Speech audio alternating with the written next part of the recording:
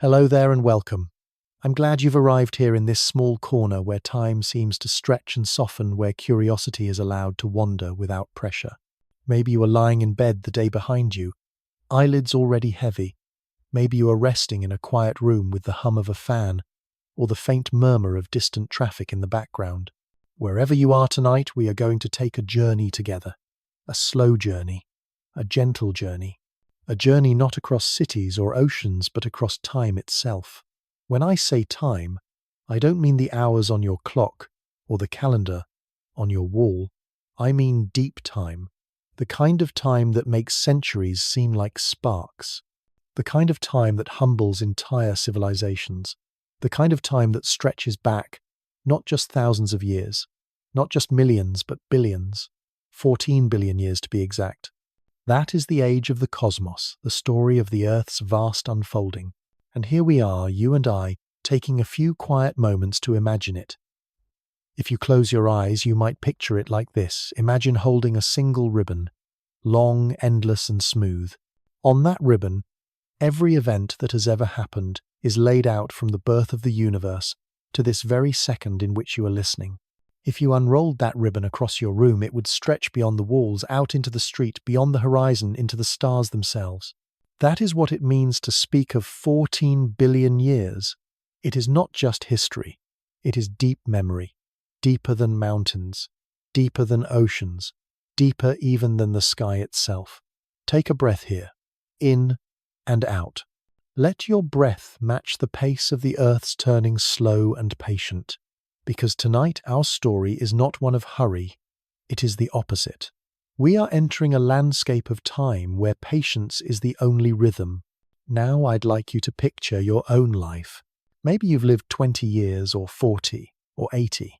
However long it has been, think of the memories you carry: the first day of school, the taste of a meal you loved, the sound of someone's laughter. Each moment feels infinite while you're in it.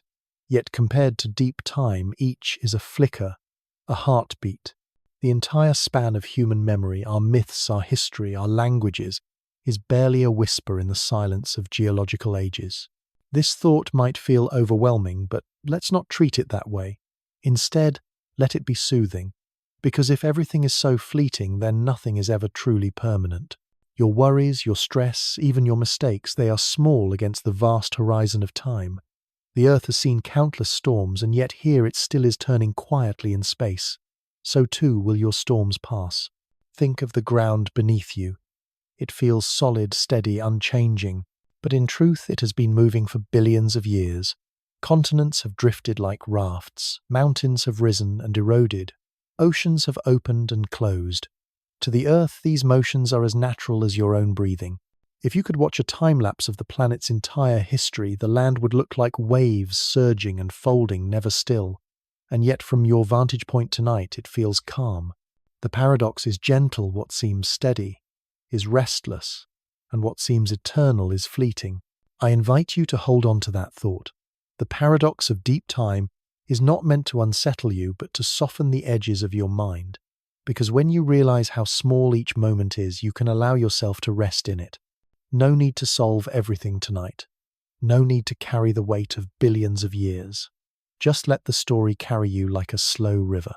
Perhaps you're wondering, why take this journey at all? Why wander back through billions of years when tomorrow's alarm clock is already waiting? The answer is simple: because deep time gives perspective. When you glimpse the immensity of Earth's history, your own place in it doesn't shrink. Instead, it becomes clearer. You are part of something vast, a note in a cosmic song that began long before you and will continue long after. And yet your note matters. Without it, the song would not be the same. As we begin, let me set a picture in your mind. Imagine standing on a shoreline at night. The sea is calm, the air cool. Above you, the sky is full of stars. Now let yourself imagine that those stars are not just points of light, but chapters of a book. Some are billions of years old. Some are already gone, their light only now reaching you. The universe is reading itself through them, and tonight we will listen to a few of its sentences. The story of Earth is not just about rocks and oceans. It is about emergence, about transformation, about silence, giving birth to sound. In the coming parts, we will step into fire, into oceans, into forests of creatures long gone into the rise and fall of worlds.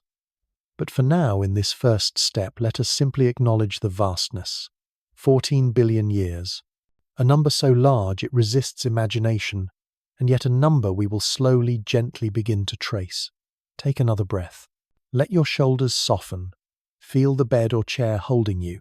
The journey has begun, but there is no rush. We will take it slowly as the earth itself has always taken its steps. As you listen, you may find your thoughts drifting. That's all right. Deep time is too large to hold all at once. Let your mind wander the way. Continents wander. Slow, patient, unstoppable. Each drift will bring you back, and each return will carry you deeper. So here we are, you and I in this quiet corner, about to walk through 14 billion years. The lights are dim. The world outside is fading into stillness. Let the ribbon of time unroll gently before us, and let curiosity take its slow, steady breath. Welcome to deep time. Hello again and welcome back. We've taken our first step into deep time, and now we pause at the edge of a question. Every journey has a center, a thought around which the rest of the story turns. For us, it is this. What does it really mean to say that Earth has evolved over 14 billion years? It seems simple when said out loud. A planet changed, life arose, civilizations came and went. Yet beneath the simplicity is something deeper. To ask this question is to place yourself in a river so wide you cannot see the other side. You may stand on its shore for a moment, listening to the current, feeling its cool mist, and then realize the water has already soaked into your skin. You are not outside this question. You are part of it. So let's shape the question more carefully. When we speak of the evolution of Earth, we are not only talking about biology, the slow transformations of species. We are talking about a planet that began as fire and dust, a young body circling a star, and slowly, with patience beyond imagination, became oceans, mountains, forests, and eventually the quiet room you now sit in. To ask how Earth has evolved is to ask how everything that has ever been, including you, came to be. It is a humbling thought. 14 billion years. If you tried to count every second in just 1 year, it would take more than 11 days without pause. Now imagine counting to 14 billion, not seconds but years. You would never finish. Your lifetime would vanish before you had even begun, and yet Earth has carried all of it. Every second, every season, every orbit of its star. The question is not simply what happened, it is also how can we even begin to grasp it? Perhaps the only way is to step sideways, to use imagination instead of numbers. Imagine the history of the universe compressed into a single day. Midnight strikes and the Big Bang ignites. The morning is full of stars, forming galaxies, spinning the fabric of reality unfolding. By afternoon, Earth has appeared hot and raw, waiting to cool. Evening brings ocean's early life, the slow dance of evolution. And only in the last second before the clock strikes the next midnight do humans appear. All of our empires, our stories, our hopes and fears, they fit into a single heartbeat at the very end of the day. This way of seeing puts our lives into perspective. It does not make them smaller, though. At first it might seem so. Instead, it makes them precious.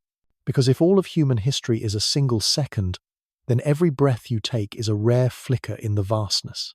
And rare things are worth treasuring. The central question then is not only about time, it is about meaning. If Earth has travelled through 14 billion years to arrive at this moment, what does that say about us? Are we the point of the journey, the goal written into the stars? Or are we just a passing chapter one among countless experiments the universe has conducted in silence? The question does not demand an answer tonight.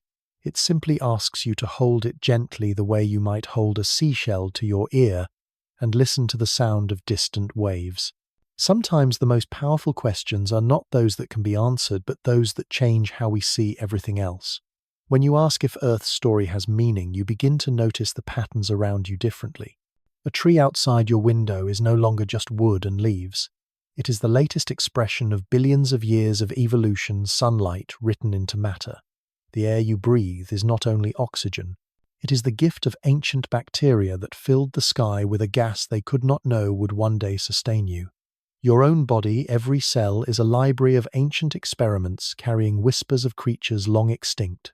To hold the central question is to look at yourself and realize you are both tiny and vast.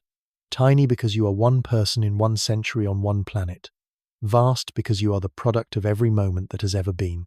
The iron in your blood was forged in the heart of stars. The water in your veins once flowed in oceans where trilobites crawled. The calcium in your bones may have been part of a mountain that rose and fell long before mammals even existed. So here, in this quiet moment, the question rests between us. What is our place in this story of 14 billion years? Is it enough to know we exist, to simply be the present expression of Earth's patience? Or is there more? Perhaps the question itself is the answer. That to wonder about it, to ask it softly into the night, is what makes us human. Take a slow breath. Feel the air move in and out. That simple rhythm connects you to all life. Every creature that has ever lived has breathed in some form, exchanged energy with the world, passed it along. In that sense, the question of Earth's evolution is also the question of breath. Who has breathed, who is breathing now, and who will breathe after us? Notice too how the question stretches outward. If Earth has evolved through 14 billion years, then so has the cosmos around it. Stars have been born and died, galaxies have collided, black holes have spun in silence, and through all of it the same laws have held: gravity, light, matter. They are the threads that weave the fabric of everything. The question of Earth is never separate from the question of the universe. And yet, despite its scale, this question belongs to you tonight. Not to scientists in distant observatories, not to philosophers in quiet libraries, but to you right here in the ordinary room where you sit or lie. The universe does not ask who you are to hold such a question. It simply offers itself. The stars outside your window, the stone beneath your house, the breath in your chest, all are part of the same story. So, let us keep the question open. We will not try to close it with a neat conclusion. Instead, we will carry it forward, part of the ribbon we unroll as we move into the next stages of our journey. For now, simply let it echo softly in your mind. What does it mean that Earth has evolved for 14 billion years? The night is quiet, the world is still, and the question is alive, waiting for us to walk deeper into it. Hello once more, and thank you for staying with me. We've stepped into deep time, and we've placed a question at the center of our journey. Now, before we move further into the vastness of stars and oceans, let's pause and draw the circle closer. Let's connect this story of billions of years to the small, ordinary moment you are living right now. Because without that connection, the journey risks feeling too large, too distant. But with it, the story becomes yours. So let me ask you something simple. Where are you listening from?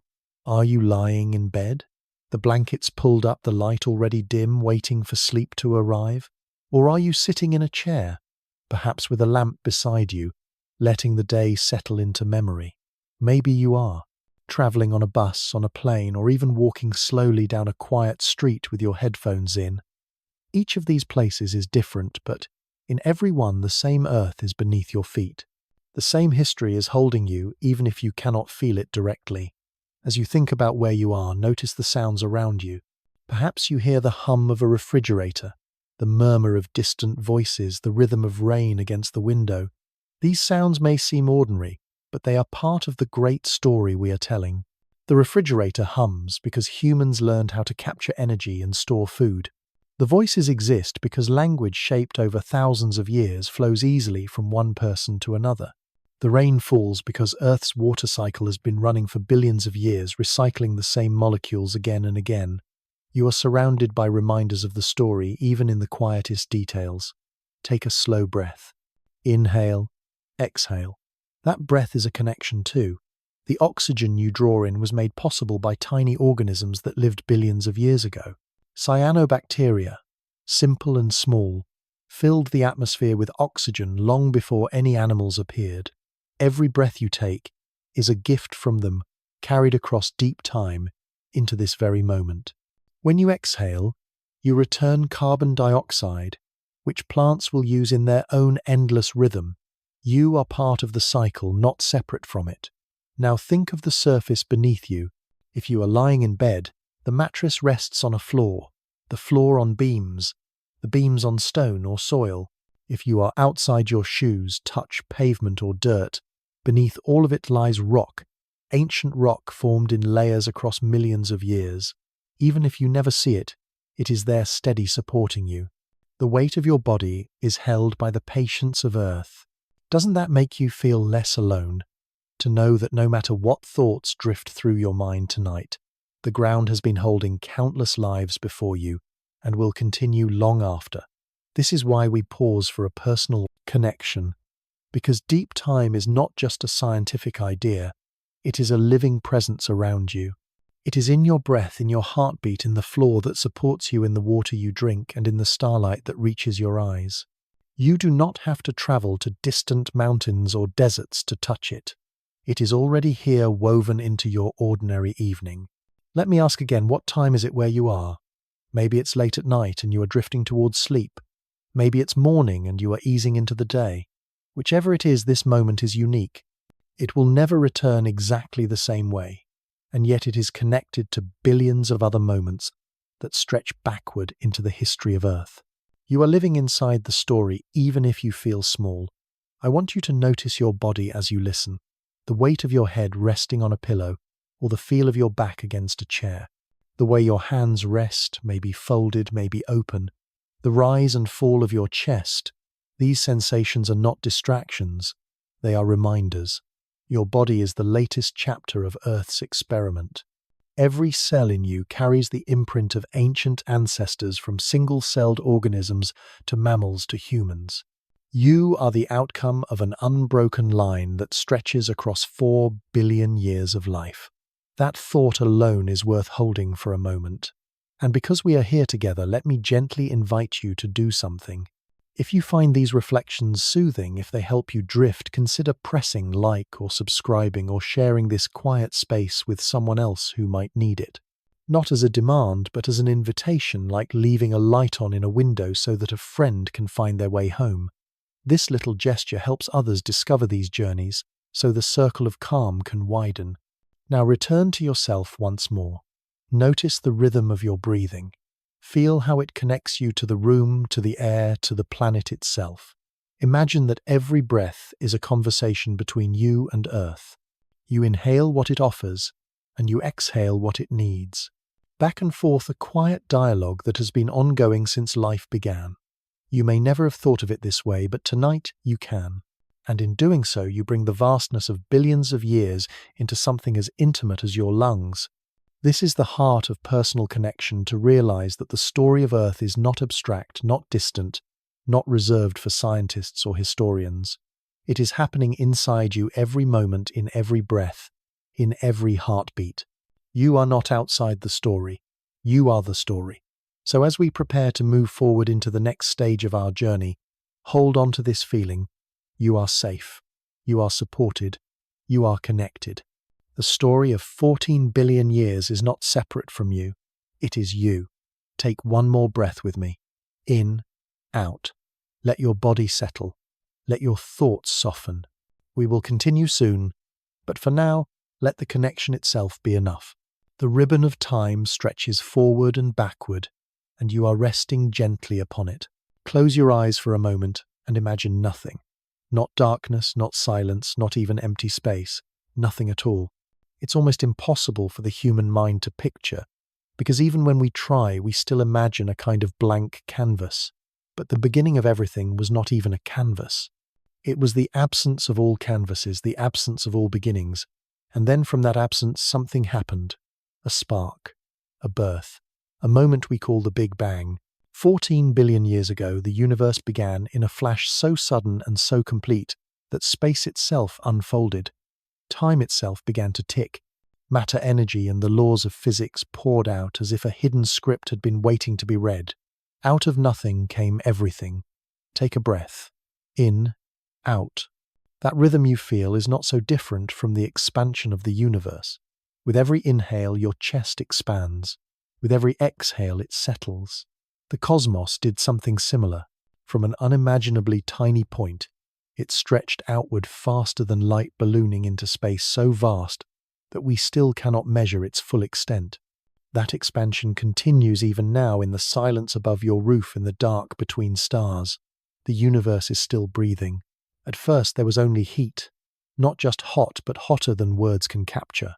Trillions of degrees, so intense that matter itself could not form. For the first fractions of a second, there were only fundamental particles, quarks, leptons, photons whirling in chaos. But as the universe expanded, it cooled the way steam cools as it spreads into air, and in that cooling patterns began. Quarks joined to form protons and neutrons. Within minutes, these bonded into the first atomic nuclei, mostly hydrogen, a little helium, a trace of lithium. These were the first ingredients of everything you will ever know. Picture it, a young universe glowing with radiation filled with clouds of particles. There were no stars yet, no galaxies, just a hot soup of light and matter. But already the seeds were planted. Gravity tugged on tiny fluctuations, pulling matter together slowly, gently, like a hand shaping clay. And over hundreds of millions of years, those clouds condensed. They collapsed under their own weight, igniting into the first stars.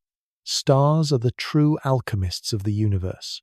Inside their fiery cores, hydrogen fused into helium, releasing light that poured across space.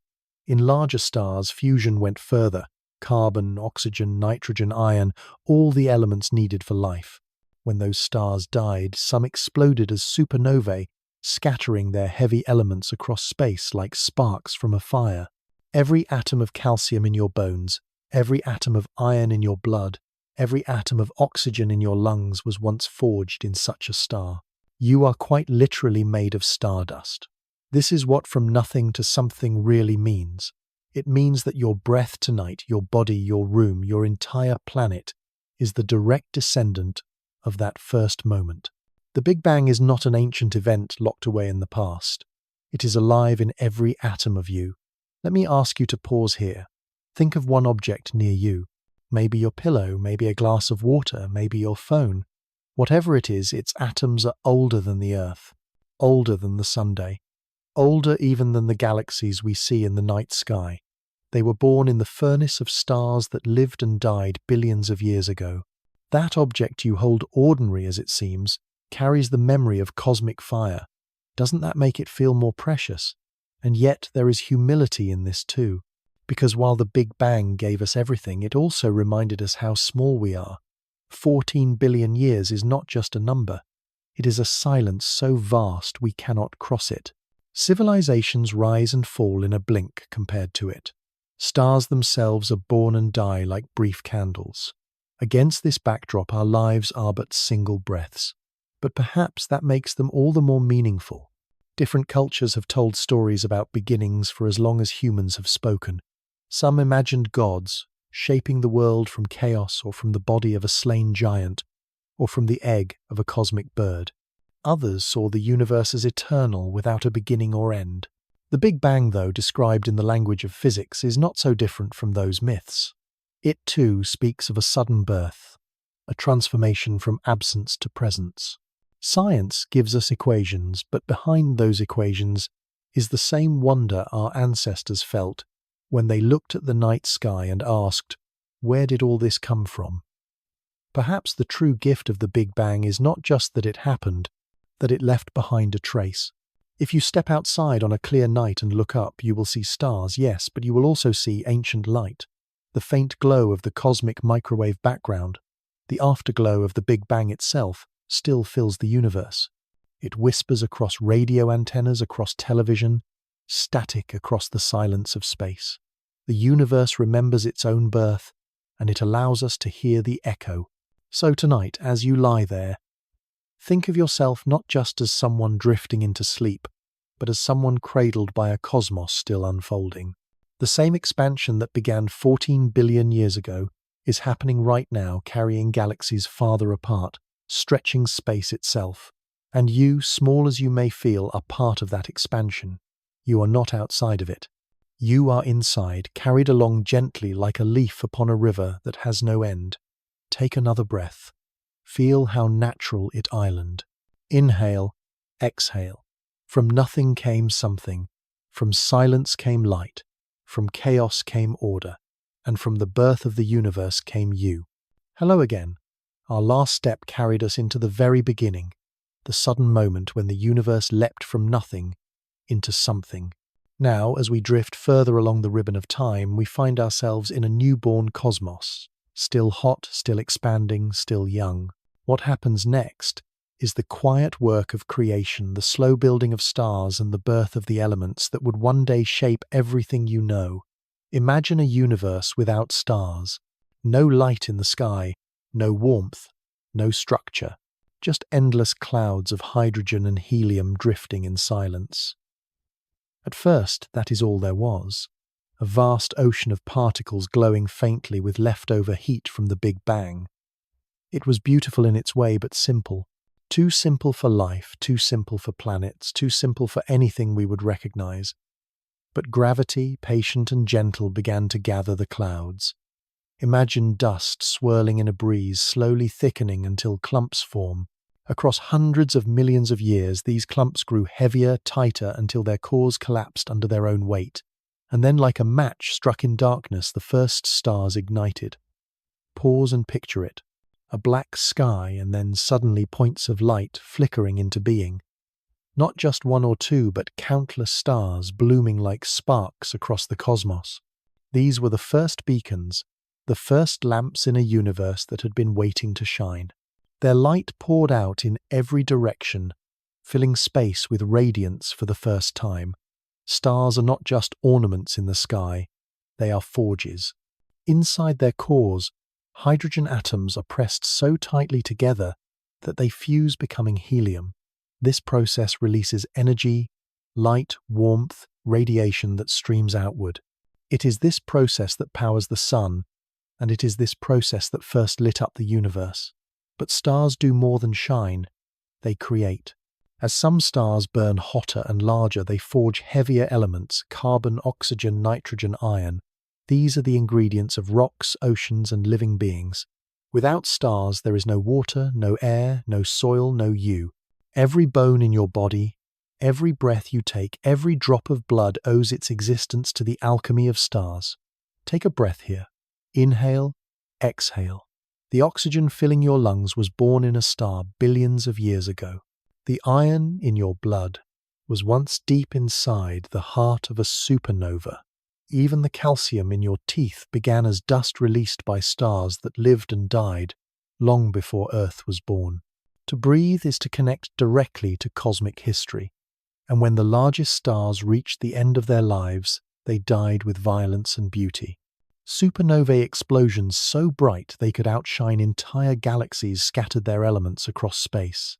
Imagine it a star collapsing inward, then blasting outward with unimaginable force, flinging gold, silver, uranium, and countless other elements into the universe.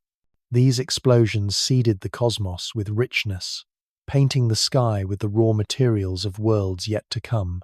Think of the ground beneath you, the soil that grows food, the stones that build cities, the rivers that carve valleys. All of it is made of elements that once lived inside stars. Even the simplest objects near you tonight, a glass of water, a wooden chair, the phone or speaker through which you hear my voice, are made of ancient stardust. The universe is not abstract, it is literally in your hands. This is what it means when scientists say, "We are made of stars." It is not poetry alone. It is chemistry, physics, reality. Billions of years ago, stars lived, burned, and died so that you could exist tonight. Without their sacrifice, the universe would still be a place of hydrogen and helium, empty and barren. With them, it became a place of oceans and mountains, trees and songs, questions and wonder. And yet, stars themselves are fragile. They too are temporary. Some live only a few million years before burning out. Others, like our sun, can shine for billions. But none last forever. They are like candles in the wind of deep time, brief, brilliant, and then gone.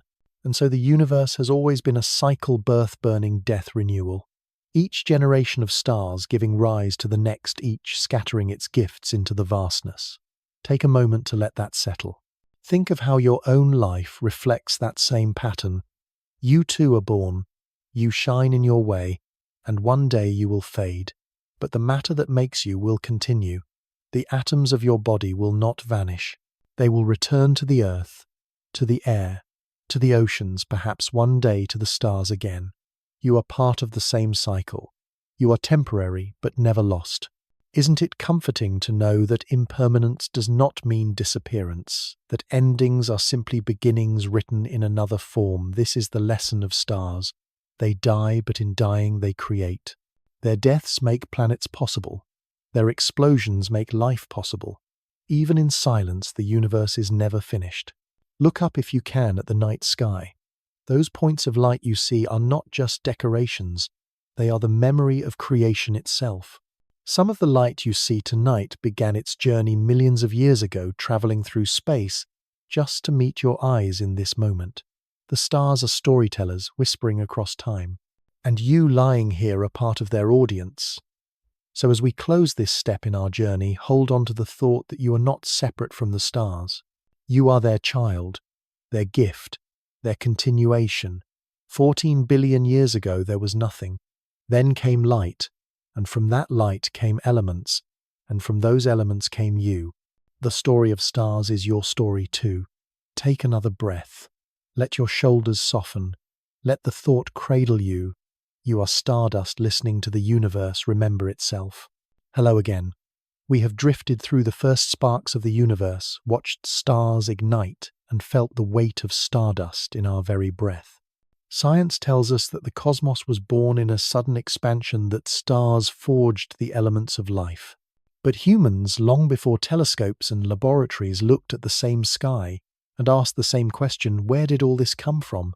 And their answers, though wrapped in story rather than mathematics, carry their own quiet power.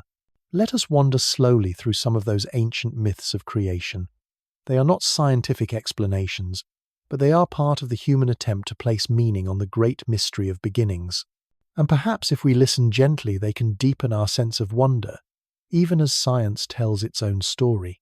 Imagine ancient Greece, where poets and philosophers gazed at the heavens with awe. To them, the earth itself was a goddess Gaia, the mother of all life. From her body came mountains and rivers, forests and fields. She was not a planet spinning in space, but a living being, fertile and eternal. When you walked upon the soil, you were walking upon her skin. When you ate bread, you were eating her gift. In this myth, the earth is not an accident. It is family. Now travel in your mind to Mesopotamia, where rivers shaped the world. In the Babylonian story, creation began with a cosmic ocean. From its depths rose gods who battled and shaped the universe. The goddess Tiamat, a vast dragon of salt water, was slain by the storm god Marduk. From her body he crafted the heavens and the earth. Her eyes became rivers, her ribs the vault of the sky. The world in this telling was born from struggle, from chaos tamed into order. Creation was not gentle but violent, and yet it was still creation. Far to the east, in ancient China, another vision appeared. There people told of Pangu, the giant who slept in an egg of chaos. When he awoke, he broke the egg, and from its halves he formed heaven and earth. He stood between them, holding them apart, until at last his body became the features of the world. His breath became the wind, his voice thunder, his blood rivers, his bones mountains. In this myth, the world is literally the body of a being alive in every detail. And then consider the stories of the Norse told around fires in long winters. They spoke of Ginnungagap, a yawning void between fire and ice. From its clash arose a giant Ymir, and from his body the gods carved the world. His flesh became land, his blood the seas, his skull the dome of the sky. The very act of creation was a transformation, a sacrifice that gave birth to everything else. Across the oceans, the Maori of New Zealand told of the Sky Father Ranginui and the Earth Mother Papatuanuku. They were locked together in a tight embrace, their children trapped in darkness between them. At last the children pushed them apart, forcing light into the world. The sky we see today is still their father stretching above us, while the land beneath our feet is still their mother. Creation here is not a single event, but a separation, an opening that allowed life to flourish. Take a breath. Notice how similar these stories are, even when they come from faraway places. A Mother Earth, a cosmic ocean, a giant whose body becomes the world, a separation of sky and land. They are different, yes, but beneath the differences is a shared impulse to see the world as meaningful as born from something intentional. Humans could not accept that existence was random. They wanted a story, a face, a reason. Even now we do the same. Science explains the Big Bang nuclear fusion cosmic background radiation, but in our hearts we still look for meaning. We still feel the need to say not just how things happened, but why. Myths, then, are not mistakes. They are mirrors. They show us what humans most needed to believe, that we belong here, that the world was made with us in mind, that the sky and soil are kin, not strangers. Think of your own life for a moment. Which story comforts you more, that you are made of stardust or that you are the child of earth and sky? Perhaps both can be true in their own ways. One speaks to your mind, the other to your heart. Together they form a harmony. Science gives us the structure, myth gives us the soul. It is worth remembering that myths were not told to put people to sleep. They were told to awaken them, to connect them to something greater than themselves. Around fires, under stars, in temples and caves, people whispered these stories not because they had proof, but because the stories gave life meaning. Tonight, as you listen in the quiet of your own room, perhaps you feel a little of what they felt, the awe of knowing that behind the ordinary lies something vast and mysterious. Take another breath slowly. Let your body relax as you imagine those ancient voices. Picture a Greek farmer thanking Gaia for the harvest.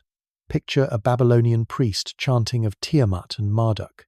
Picture a child in China, listening wide-eyed to the tale of Pangu. Each of them lived thousands of years ago, yet their wonder is the same as yours tonight. The sky they looked at is the same sky that stretches over you now. So what do these myths teach us?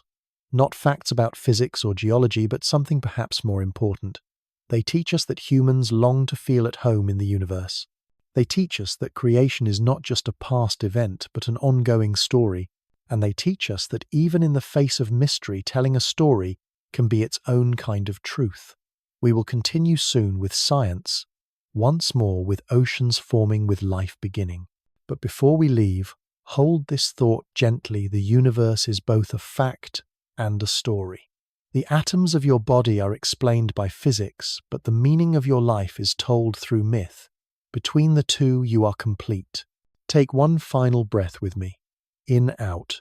Let the myths settle like soft echoes. The earth beneath you is both soil and mother. The sky above you is both air and father. And you resting here are the child of both science and story. Welcome back.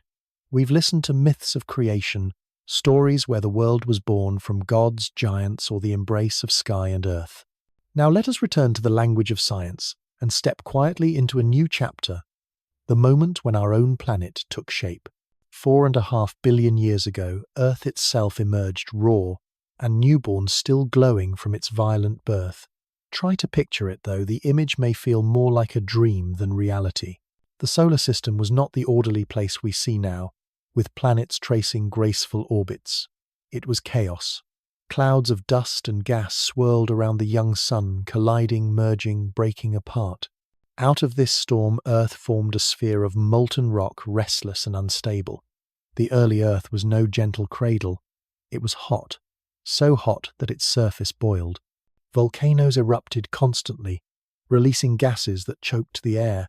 Meteorites rained from the sky, striking with thunder and flame. The surface shimmered with magma glowing like embers. If you had stood there, you would not have seen blue oceans or green forests. You would have seen fire, dust, and endless night. And yet this chaos was not without purpose. Each collision, each eruption, each fiery storm shaped the planet we now call home. Heavy elements like iron sank toward the center, forming the Earth's core. Lighter materials floated upward, becoming crust and mantle. Out of the violence came structure, the way a storm clears to reveal a new sky. Take a breath here. In, out. Imagine the heat settling the crust, slowly cooling the first rocks, solidifying. Even then, Earth was still changing, still becoming. Its face was unrecognizable, but its heart was already beating. One of the greatest events in this early chapter was the birth of the Moon. Scientists believe that a massive object, roughly the size of Mars, struck the young Earth. The collision was catastrophic, melting rock, flinging debris into orbit. From that debris, the Moon coalesced a constant companion that would shape tides, stabilize Earth's tilt, and influence the rhythm of life forever after. Even now, every wave you hear on the shore, every pull of tide, whispers of that ancient impact. Think about that the next time you see the Moon. Its light is gentle, calming, but its origin is fire and collision. It is a scar turned into beauty, a reminder that even violence can give rise to harmony. As Earth cooled, further water vapor began to condense. Rain fell for the first time, not gentle showers, but torrents lasting millions of years. Oceans gathered in basins, steaming and restless. These early seas were not blue and clear. They were murky, filled with minerals and heat. Yet in them the possibility of life stirred, waiting. Pause for a moment and look inward. The water in your body, the drops that flow in your veins, may once have fallen as that first rain. The cycle of water on Earth is nearly unbroken: evaporation, condensation, rain, rivers, oceans. Every sip you take connects you to those ancient storms. You are drinking Earth's memory. But let's not rush ahead to life just yet. For now, picture the surface itself. Continents, as we know them, did not exist. Land rose and sank, reshaped by constant volcanic activity. The sky was heavy with carbon dioxide and methane tinted orange or red. Lightning split the clouds. Earth's surface was alive, but not with creatures with forces. Fire, water, stone, air, all in restless motion. It may sound terrifying, but perhaps it is better to think of it as the planet's childhood. Childhood is rarely calm. It is full of energy, mistakes, collisions, and growth. Earth, too, had to stumble, to rage, to erupt, before it could settle into the calmer rhythms that would allow life to flourish. Now imagine yourself standing at the edge of this newborn Earth. The ground trembles beneath your feet as magma flows. Ash clouds darken the sky. The air burns your lungs. And yet behind the chaos there is promise. The promise of oceans, of continents, of forests, of lives not yet dreamed of. You are witnessing the beginning of a story that will take billions of years to unfold. Take another breath. Let your shoulders relax. This is deep time. There is no hurry. One of the humbling truths about this stage is how little of it remains visible today. Rocks from Earth's earliest days are rare, eroded by time, buried by tectonic shifts, recycled into the mantle. The Earth is a patient editor, erasing most of its earliest drafts. And yet a few fragments survive: zircon crystals, more than 4 billion years old, tiny time capsules, holding whispers of that first world. To hold such a crystal in your hand is to touch the memory of Earth's childhood. Consider how much has been lost. Mountains rose and fell. Oceans formed and vanished. Entire surfaces destroyed and rebuilt long before humans ever existed. And yet here we are, piecing the story together from what little remains. That is the beauty of deep time. It challenges us to imagine what we cannot fully see. And so the young Earth emerged, not finished, but beginning. Its crust cooled, its core spun, its moon circled, its oceans filled. Every part of the world you know now, the soil, the rivers, the seasons, was already being written in its earliest lines. Let us pause once more. Close your eyes if you wish. Imagine the Earth not as the calm blue planet you know, but as a fiery child, restless and loud. And remember, without that restless beginning there would be no calm today. Without fire, no water. Without collision, no moon. Without chaos, no home. The young Earth was fierce, but it was also full of promise. It was the seedbed of everything to come. And as we move forward, we will watch that promise unfold into oceans teeming with life, into continents drifting apart, into forests, animals, and eventually us. For now, let the image of that glowing young planet stay with you. Let it remind you that even beginnings full of turmoil can lead to beauty. Let it soothe you with the thought that chaos itself can be creative.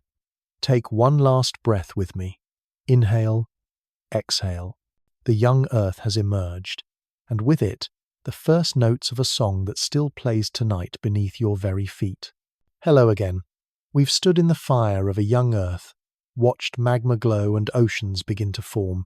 But now let us step back and reflect. Because every beginning is more than just an event, it is also a question. A question about meaning, about purpose, about how we should see ourselves in a universe where everything has a starting point. Beginnings fascinate us. They always have. Think about your own life. There was the moment of your first breath, the first cry that announced your arrival. There was the first time you walked, the first time you spoke, the first time you loved. Each of those beginnings carried weight. They were turning points, moments when the story changed. And yet they were also fragile, uncertain. Beginnings rarely arrive fully formed. They are small, trembling steps towards something larger. So what does it mean that Earth itself had a beginning? 4.5 billion years ago, our planet emerged from fire and collision. Does that origin make Earth less beautiful because it was violent, or more beautiful because it survived chaos to become calm? This is the kind of question philosophy asks not just how something happened, but what it means. Pause with me here. Take a breath. In, out. Imagine you are holding a stone in your hand. It feels solid, heavy, timeless. But that stone too had a beginning. It was once molten rock, once dust, once starfire. To see the stone only as it is now is to miss the vast history it carries. The same is true of yourself. You are not only who you are tonight, you are the product of countless beginnings, genetic, cultural, cosmic. Every breath is layered with ancient origins. Philosophers often say that to ask about beginnings is also to ask about endings. If something starts, will it end? The Earth had a birth. One day, far in the future, it will no longer be as it is now. Continents will shift again. The sun itself will swell and fade. Does that make the present moment less valuable or infinitely more precious? Consider this in deep time. Permanence is an illusion. Mountains rise, but they erode. Oceans spread, but they evaporate. Species flourish, but they vanish. Everything that begins will change, and perhaps that is the point. Maybe the beauty of beginnings lies in the fact that they cannot be frozen. They are alive precisely because they move. Think of a candle flame. It begins when you strike a match. It flickers, it glows, it warms. Eventually it fades. But the meaning of the flame is not lost in its ending. It is present in the light it gave while it lived. In the same way, the beginning of Earth matters not because it promised eternity, but because it led to forests, rivers, laughter, and tonight your quiet breath as you listen. Some traditions teach that beginnings are sacred because they hold intention. In myth, gods created the world with purpose. In philosophy, we often ask, was the universe inevitable, or was it chosen? Did Earth form because it had to, because of physics and probability, or is there some deeper reason? Science answers the how. Philosophy lingers with the why. And sometimes the why cannot be answered. It can only be felt. Take another breath. Let that question rest in your chest. What does it mean that Earth had a beginning? Does it make you feel small knowing you live in only a thin slice of time? Or does it make you feel honored to be here at all? A witness to a story that began billions of years before you there is. Comfort in knowing that beginnings are everywhere, not just in the distant past. Each morning is a beginning. Each conversation, each decision, each heartbeat. You are not limited to one start. You are full of them unfolding one after another like pages in a book. The Earth had its cosmic dawn, yes, but you have yours every day. Let me invite you to picture this. Close your eyes if you like. Imagine you are sitting at the edge of a vast horizon just before sunrise. The world is dark still. Then slowly the first light appears soft and golden. It does not rush. It does not need to. The sun rises at its own pace, spilling warmth across the sky. That is what beginnings are like. They do not arrive with certainty. They arrive with promise. And in that promise lies responsibility. If everything begins fragile, then everything needs care. A newborn Earth needed time to cool, to gather oceans, to grow life. A newborn idea in your mind needs patience to grow. A newborn friendship needs attention to thrive. To honor beginnings is to give them space, to treat them as tender. So philosophy asks us to hold beginnings gently, not to demand answers from them, not to rush them, but to let them be. The universe did not rush. It took billions of years for stars to form, billions more for Earth to cool, billions again for humans to appear. If the cosmos can be patient, perhaps we can too. Take another slow breath. Let yourself feel the patience of time. Inhale, exhale. You do not have to know the ending. You only have to live the beginning you are in. As we prepare to move forward, remember this: the story of Earth's beginning is also the story of your own. Out of fire came calm. Out of chaos came order. Out of nothing came something. And out of all of that came you. Your life, with all its challenges and beauty, is a continuation of that same rhythm. The philosophy of beginnings does not need to give you certainty. It only needs to give you perspective. You are small, yes, but you are part of a vast chain of beginnings that stretches back to the dawn of time. That knowledge can be a comfort, a reminder that even in moments of struggle you are held by a history larger than yourself. So rest now with that thought. The earth began, and so did you. And both stories are still unfolding, one breath, one step, one quiet moment at a time. Hello again and welcome back. We've travelled far into the past across stars, myths, and the fiery birth of Earth itself. But sometimes, when a story grows too vast, it can feel distant, almost untouchable. Tonight, let us bring it closer. Let us fold all those billions of years into something as simple and intimate as a moment you've lived. Because deep time isn't only out there in galaxies and rocks, it's also here in the quiet details of your life. Close your eyes for a moment if you'd like. Think of a memory that stays with you. Perhaps it's a night when you were young, standing outside under the moon. Perhaps it's the sound of rain against your window while you drifted to sleep. Maybe it's something as ordinary as sitting in your kitchen, the smell of bread or coffee filling the air. These moments, so small on the scale of the universe, are enormous to you, and that matters. Now imagine those memories as layers stacked one upon another like sediment in rock. Each one presses gently upon the next, forming the landscape of who you are. Just as geologists read history in cliffs and mountains, you can read your own life in these layers. A sound, a smell, a glance. Each memory is a fossil of experience, preserved not in stone, but in the heart. Think of the last time you looked at the night sky. Do you remember how it felt? The stars above scattered and unreachable, yet somehow close enough to touch with your imagination. In that moment, you were both tiny and infinite. The same feeling arises when you stand by the ocean and listen to the waves, or when you sit by a fire and watch sparks climb into the night. These feelings are not accidents. They are echoes of deep time moments when your personal story brushes against the larger story of Earth. Take a breath. Inhale slowly. Exhale gently. Notice how even something as simple as breathing can become a reflection. Each breath you take now is part of a cycle older than mountains. The oxygen in your lungs was shaped by ancient bacteria. The carbon dioxide you release will feed plants that stretch their roots into soil formed by countless generations before them. In your breath, the history of Earth moves quietly and visibly through you. Let's shift the reflection closer still. Think of your room right now. The walls, the floor, the objects around you. They feel ordinary, but each has a story. The wood in your table grew from a tree whose roots reached into deep soil. That soil was shaped by rivers older than cities. The glass in your window came from sand grains of quartz formed in the pressure of ancient Earth. Even the light in your room, whether from a lamp or the moon outside, is energy, sunlight, starlight crossing space to reach you. You are surrounded always by fragments of deep time. And yet personal reflection isn't only about recognizing the vastness around you. It's also about noticing how it feels. Perhaps you recall a night when you couldn't sleep, lying awake and listening to the hum of your refrigerator. The sound was steady, almost like breathing. You may not have thought about it then, but that small hum is powered by electricity, a force discovered through centuries of human curiosity itself, rooted in the physical laws written at the dawn of the universe. From galaxies to appliances, it is all connected. Or think of water.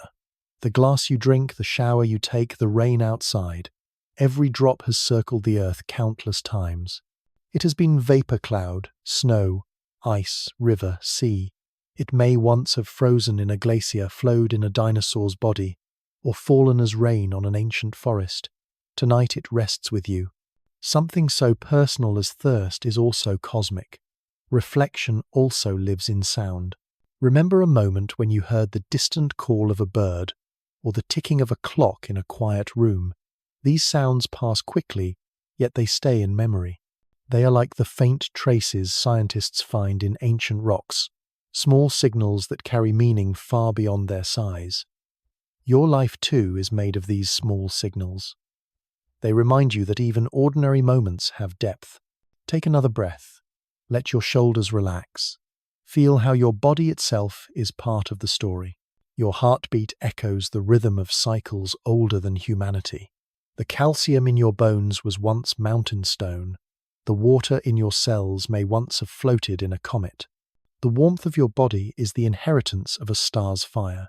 To reflect on yourself is to reflect on the universe, because there is no separation. And yet reflection is not only about awe, it is also about gentleness. To sit with your memories, your sensations, your small daily rituals, is to acknowledge that you matter. The cosmos is vast, yes, but you are not lost in it. You are a thread woven into the fabric. Without you, the pattern would not be the same. So let's pause here. What is the memory that comforts you most? Perhaps it is sitting with someone you love, laughing quietly. Perhaps it is walking in the early morning when the world is still. Perhaps it is the silence after a storm when the air feels washed clean. Hold that memory for a moment. Let it settle in your chest. It belongs to you, and it is just as real as any star, any ocean, any mountain. This is the gift of personal reflection, to see the connection between the vast and the intimate, to realize that your small moments are not separate from Earth's history but part of it. Every sigh, every glance, every memory is another layer in the story of the planet. So, as we end this reflection, breathe once more. Inhale deeply, exhale slowly. Remember, the universe is written in stars, but also in you. And tonight, as you rest, you carry both stories, the cosmic and the personal, within the same quiet body. Hello again. We have wandered through stars, myths, oceans of memory, and even the fragile beginnings of Earth. We've looked at the grandeur of creation and the poetry of personal reflection. But now let us do something important. Let us pause and listen for the voices of doubt, because every great story carries questions, uncertainties, and limits. And if we want to rest honestly in the story of Earth, we must also honor what we do not know. From the very beginning, people have wondered, are we sure when scientists say the Earth is 4.5 billion years old? Can we really know that? When we describe the Big Bang, are we certain that is what happened? Or are these stories too? Stories written not in myth, but in equations and evidence still subject to revision. Doubt is not the enemy of knowledge. Doubt is its quiet companion, reminding us that humility is part of truth. Take a breath here. Inhale slowly. Exhale gently. Let your mind soften. We are not here to argue, but to explore doubt as calmly as we explore wonder. Consider radiometric dating, the method scientists use to measure the age of rocks. It relies on the decay of isotopes, on atoms changing into other atoms over predictable spans of time. The results say the Earth is billions of years old. But to someone unfamiliar with the method, this may seem abstract, almost like a leap of faith. How can we trust numbers drawn from invisible processes? And yet multiple methods, uranium, lead, potassium, argon, carbon, 14, converge on the same story. Still, the voice of doubt whispers, what if our assumptions are wrong? Think too of the Big Bang. The theory explains the expansion of the universe, the glow of cosmic background radiation, the abundance of hydrogen and helium. It is elegant, powerful, convincing. But some scientists have asked, what if there was no single bang? What if the universe has always existed in some form? Or what if there are many universes, and ours is just one bubble among countless others? The evidence for these alternatives is faint, but the questions remain. Doubt keeps the door open. Even the story of life's origin is uncertain. Did life begin in a warm ocean sparked by lightning and chemistry? Did it arrive on a comet carried as frozen microbes across space? Did it emerge around hydrothermal vents in the deep sea? Scientists debate, and evidence is scarce. The voice of doubt reminds us, beginnings are slippery. They hide in shadows. We may never know exactly how the spark of life was lit. Pause for a moment. Let this uncertainty settle. It may feel uncomfortable, but it can also be calming, because if we do not know everything, we do not have to carry the weight of answers. We can rest in mystery. Voices of doubt also rise in philosophy. Some say, if everything has a beginning, what came before? If Earth began, if the universe began, then what started them? Was there a cause beyond time?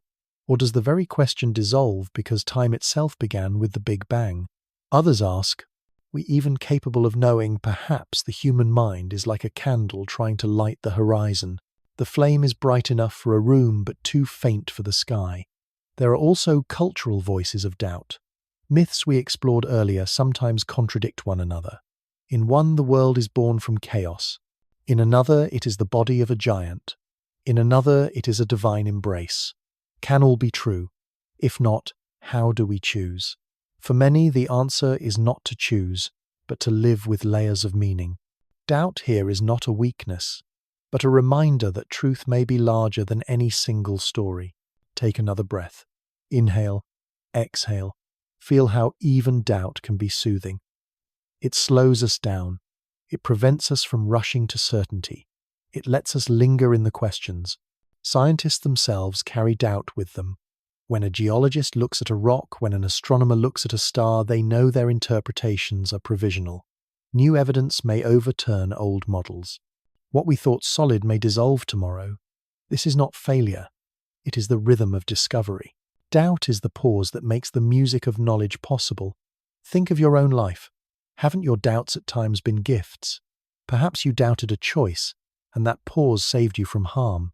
Perhaps you doubted an assumption, and it opened a door to new understanding. Doubt slows us. Doubt softens us. Doubt protects us from arrogance. In the story of Earth, doubt also reminds us of scale. We know only a fraction of our planet. Most of the ocean floor remains unmapped. Most of the deep crust is out of reach. Our history is written in rocks, but the record is fragmented, scattered, often erased.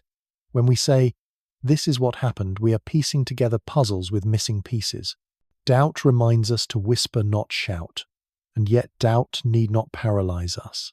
To doubt is not to deny. We may not know everything about the Big Bang, but the universe expands still. We may not know the exact spark of life, but here we are, breathing. Doubt reminds us to hold answers lightly, like fragile shells, knowing they may crack, but still cherishing the sound they make when held to the ear.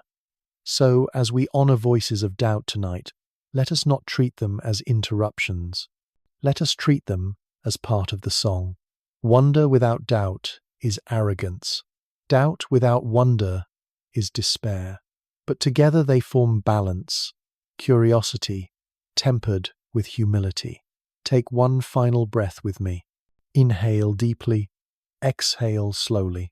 Let the voices of doubt rest beside the voices of awe. Both belong in the story. Both guide us. Both remind us that the earth and the universe are larger than certainty. And that is not frightening. That is freeing. Hello again. We've listened to the voices of doubt, and we've learned to rest with questions. Now let us step not into an argument, but into an image.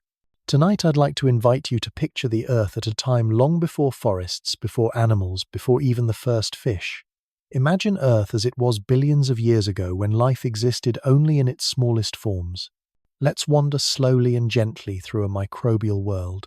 Close your eyes if you wish, and imagine the scene. The Earth is young, the continents barely formed. Volcanoes rumble in the distance, sending smoke into a sky thick with carbon dioxide. The oceans stretch wide, their waters green and cloudy, heavy with minerals. There is no grass along the shore, no trees, no birds, only rock tide and waves. And in those waves, something invisible to the naked eye stirs. At first glance, the ocean looks empty. But if you could shrink yourself, if you could dive down to the scale of a single drop of water, you would see an entire world. Bacteria drift tiny, but alive. Their shapes, simple rods, spheres, spirals.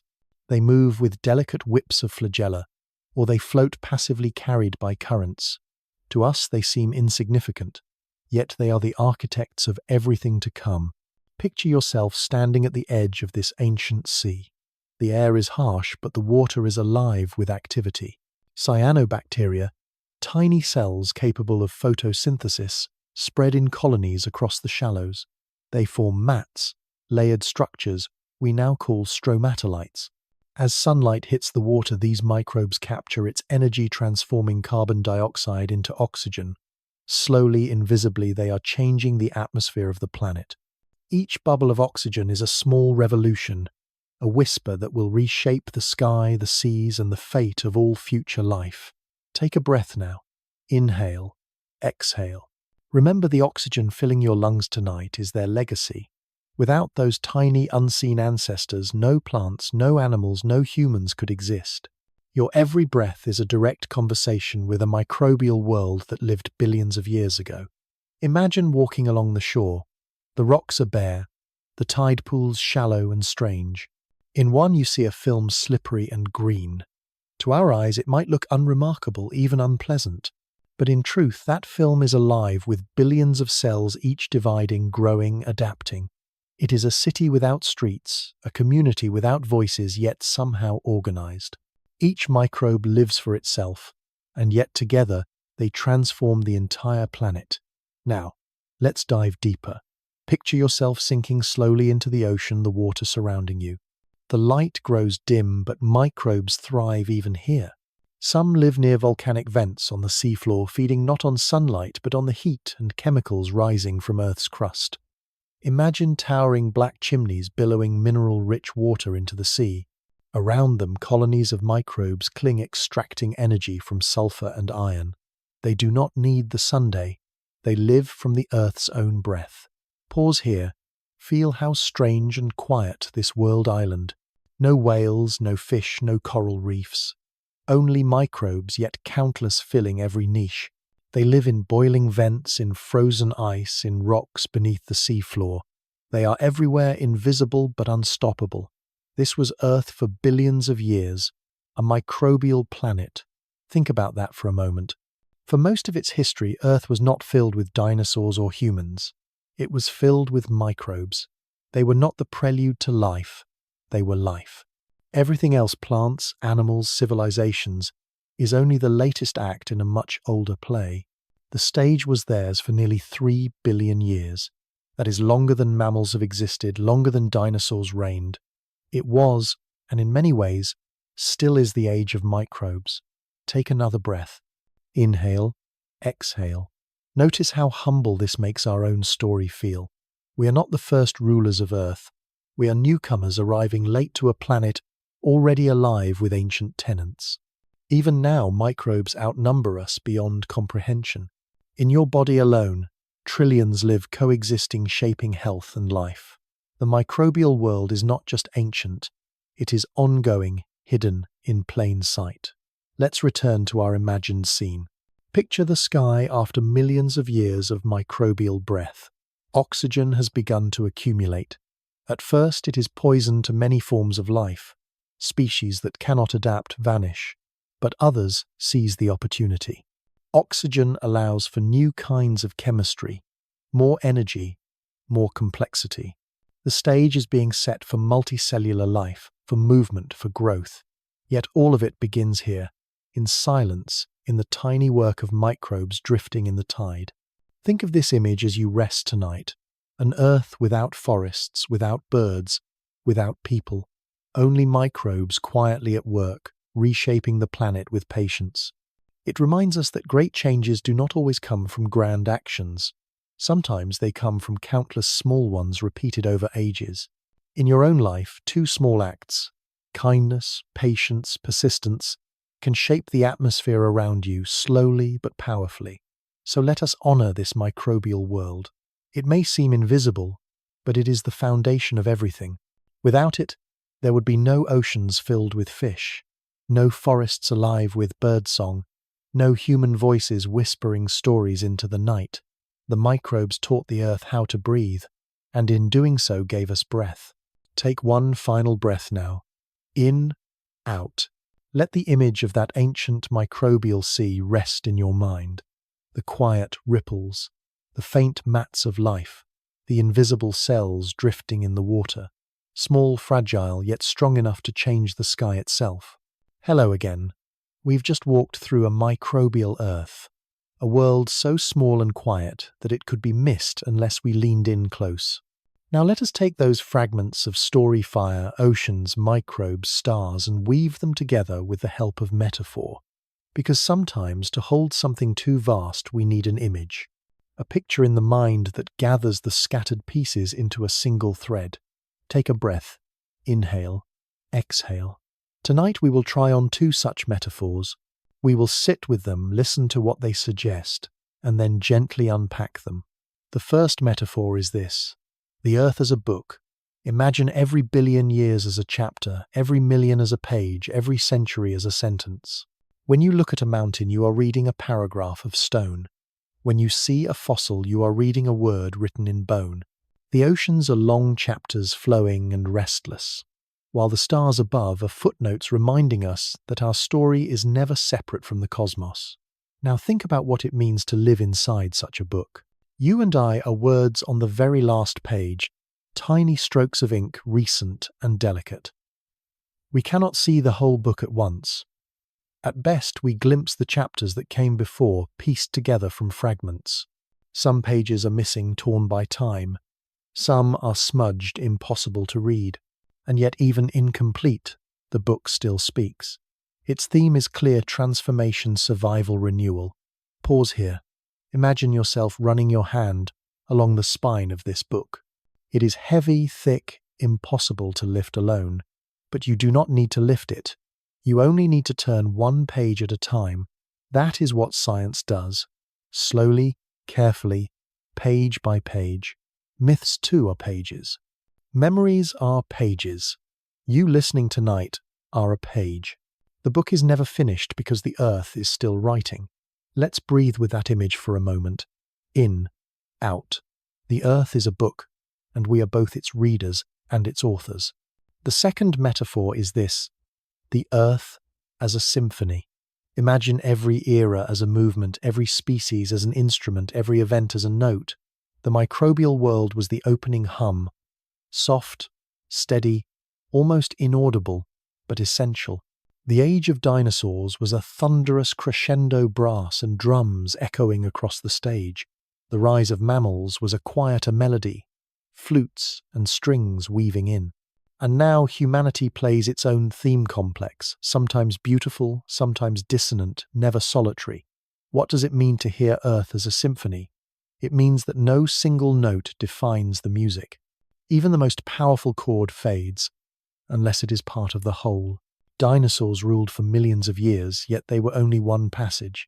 Microbes still play quietly, but constantly, their instruments never silenced. We too are part of the orchestra. Our voices matter, but they are not the only ones. Pause again. Imagine yourself sitting in a great hall, the lights dim, the music swelling. Each note flows into the next, rising and falling. You do not need to know every detail of the score. You only need to listen to feel how the sound carries you. That is what deep time is like. You cannot memorize every event, but you can feel its rhythm, the rhythm of change, the rhythm of survival, the rhythm of becoming. Now let's gently explain. Why use metaphors at all? Because the raw facts of deep time are often too large to grasp. Billions of years, countless species, shifting continents, it overwhelms the human mind. A metaphor shrinks the vastness into something we can hold, if only for a moment. To say Earth is a book, or Earth is a symphony, is not to deny the science, it is to translate it into feeling. And feelings, after all, are how we truly connect. Think about how you remember your own life. You don't recall every second. Instead, you hold on to images, metaphors of memory. A certain song becomes a whole summer. The smell of bread becomes childhood. The sound of rain becomes comfort. In the same way, metaphors allow us to carry Earth's story in our hearts, not just in our minds. Take another breath. Inhale. Exhale. Let the metaphors settle like gentle ripples on water. But there is more. Metaphors not only help us understand, they also remind us of humility. When we call Earth a book, we admit we cannot read it all. When we call Earth a symphony, we admit we are not the conductor. We are part of the audience, part of the choir, but never the whole. That humility is important. It keeps us soft. It keeps us open. And perhaps when we rest with these images, we notice something else. The metaphors themselves are alive. Books grow longer with each page. Symphonies change with each note. The story of Earth is not locked in the past. It is unfolding even now with your breath, your heartbeat, your listening. So tonight, as you rest, let these metaphors hold you. Imagine your body as a single word on Earth's page. Imagine your breath as a quiet note in Earth's music. Small, yes, but not meaningless. Without each word, the story falters. Without each note, the song is incomplete. You belong. Hello again. In our last step, we used metaphors to gather Earth's story into something we could hold: a book, a symphony. Now let's loosen our grip even further. Tonight I invite you into an exercise of imagination to picture not the Earth that was, but the Earth that might have been. An alternate world, a mirror story, a dream of how things could have unfolded differently. Close your eyes if you'd like, and imagine this. The Big Bang still happens. Stars are still born. Elements still scatter across space. But when Earth begins to take shape, something small shifts. Perhaps the moon is never formed. The great collision never happens, and our planet spins without its stabilizing companion. The tilt of Earth wobbles wild and chaotic. Seasons swing between extremes, frozen winters lasting centuries, summers so hot they scorch the land. Could life survive such turbulence? Maybe, but it would not be the life we know. Or, imagine another change. The oceans never form. Water, instead of gathering into seas, evaporates into space, lost forever. Earth remains dry, barren, a desert world. The crust cracks, the winds howl, dust storms circle endlessly. Life, if it exists at all, clings underground, tiny and hidden. No forests, no rivers, no whales, no us. A planet still alive, but in silence. Take a breath here. Inhale. Exhale. Let yourself drift through these visions without fear. They are not predictions, only dreams of what could have been. Now imagine Earth, where microbes never learned photosynthesis. Cyanobacteria never figured out how to use sunlight to release oxygen. The skies remain heavy with carbon dioxide, the seas murky and anoxic. No oxygen means no animals, no complex life. The planet remains microbial forever, a world of endless mats and films, invisible but eternal. From a cosmic view, such a world is still alive, still vibrant in its own way. But to us, it would seem empty. No forests to walk in, no birds to hear, no human voices to tell stories. Pause again. Notice how fragile the chain of events really island. Each step, collisions, oceans, microbes, oxygen, was not guaranteed. They were chances, possibilities, narrow doors the Earth just happened to pass through. When you imagine alternate worlds, you begin to see how improbable, how precious our own really island. Let's take another step. Imagine dinosaurs never went extinct. The asteroid misses or breaks apart harmlessly in the atmosphere. Dinosaurs continue to rule, evolving into new forms, filling every niche. Mammals remain small, hidden, secondary. Would intelligence ever arise in that world? Would cities ever be built, stories ever told? Maybe not. Or maybe some line of dinosaur might grow larger. Brains develop language, gaze at the stars. A different kind of civilization, scaled and feathered, might have appeared. But it would not be us. Now imagine another reversal. Humanity does arise, but much earlier. Instead of appearing a few 100,000 years ago, our kind emerges millions of years sooner. We build civilizations while mammoths still roam, while glaciers advance and retreat. Would we have survived the ice ages with our fragile cities? Or would our premature rise have ended before it truly began? Sometimes arriving too soon is as dangerous as not arriving at all. These visions are not meant to unsettle you. They are meant to soften the edges of certainty, to remind us that what we call history is only one thread in a vast fabric of possibility. Countless other threads were possible, but only this one was woven. Take another breath. In. Out. Notice how these alternate worlds feel in your imagination. Strange, yes, but also calming, like wandering through a gallery of paintings. Each canvas shows a different Earth. Some are harsh, some are quiet, some are almost familiar. But the one you live in, the one that holds you tonight, is the one where oceans gathered, microbes breathed, dinosaurs vanished, and humans arrived. There is a lesson here. To imagine alternate worlds is to deepen gratitude for this one. If the moon had not formed, if oceans had not gathered, if microbes had not learned to breathe sunlight, we would not be here. The fact that we are is not trivial. It is extraordinary. And perhaps this reflection can ripple into your personal life. Think of your own alternate paths. The choices not taken, the chances missed, the accidents avoided. If one small thing had been different, you might be living a different life tonight in a different room with a different story. But you are here listening now. Out of countless possible lives, this is the one unfolding.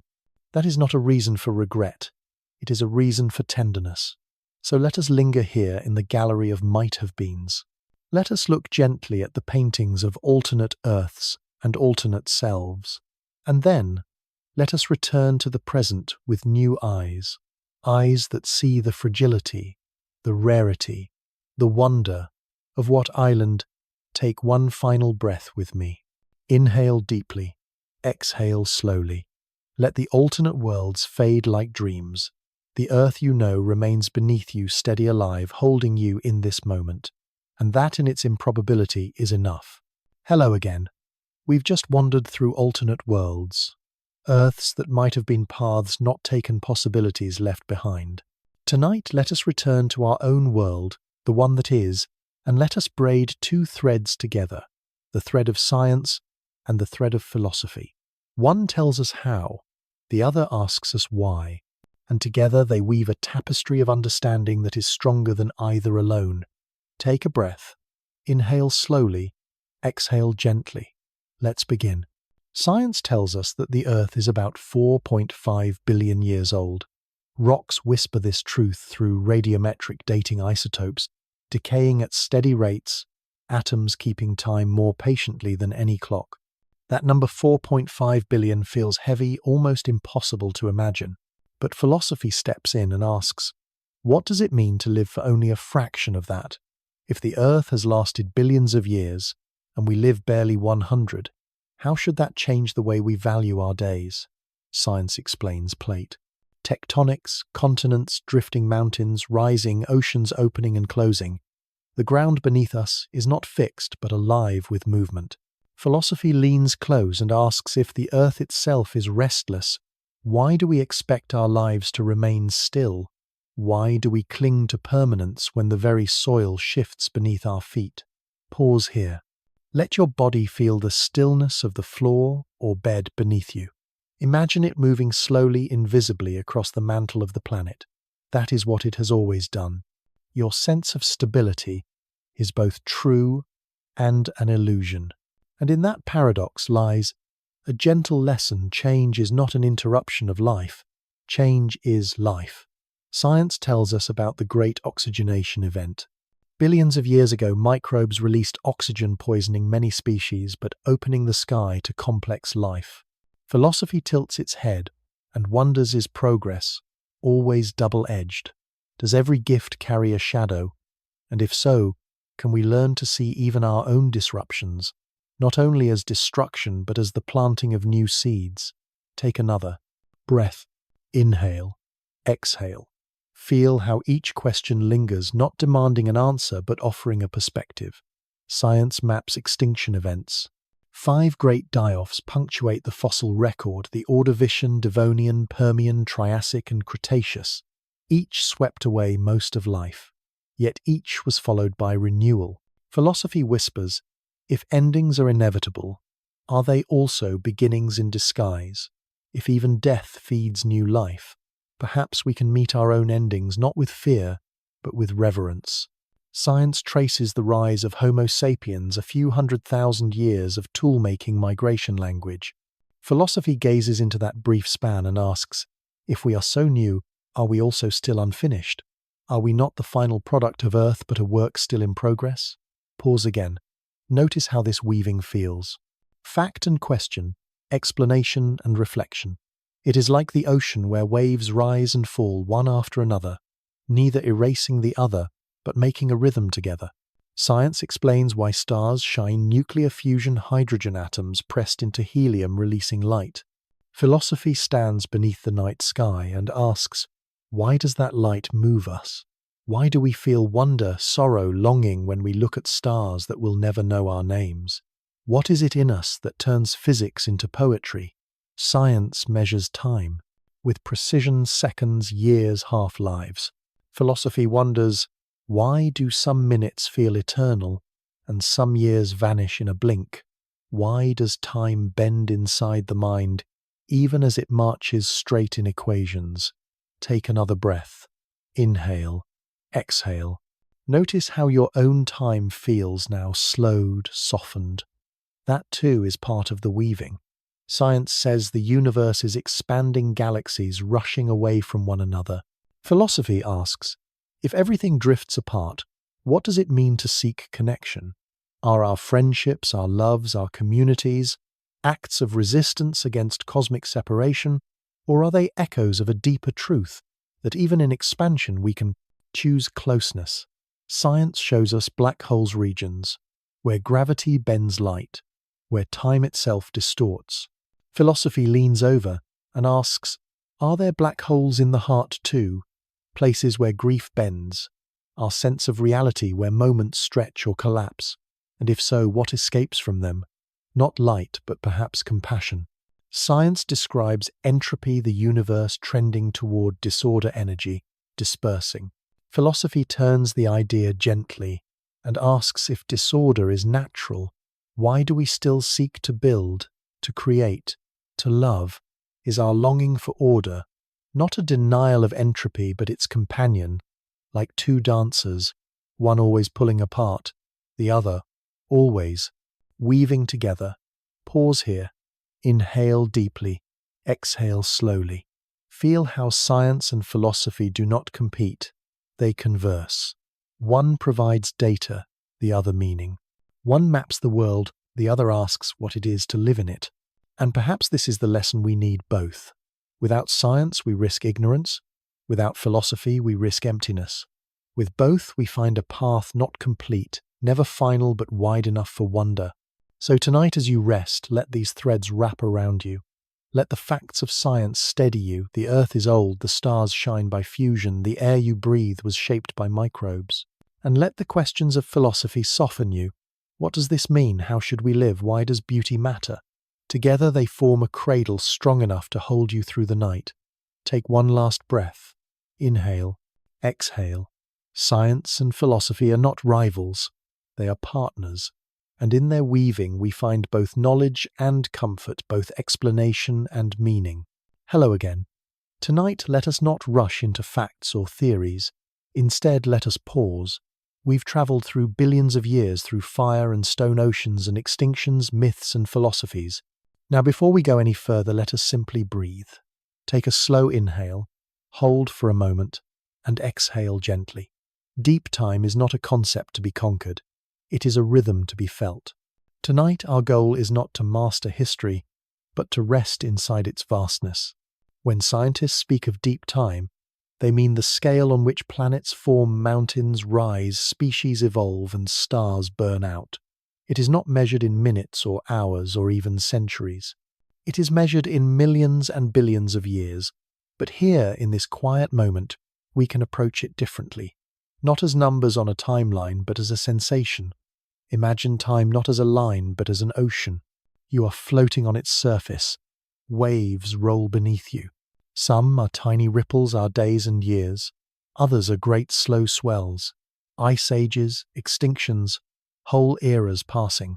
All of them carry you, and all you need to do is breathe. Inhale, exhale. Think of your own body. Every cell, every atom is ancient. The oxygen filling your lungs right now was made in the heart of a star billions of years ago.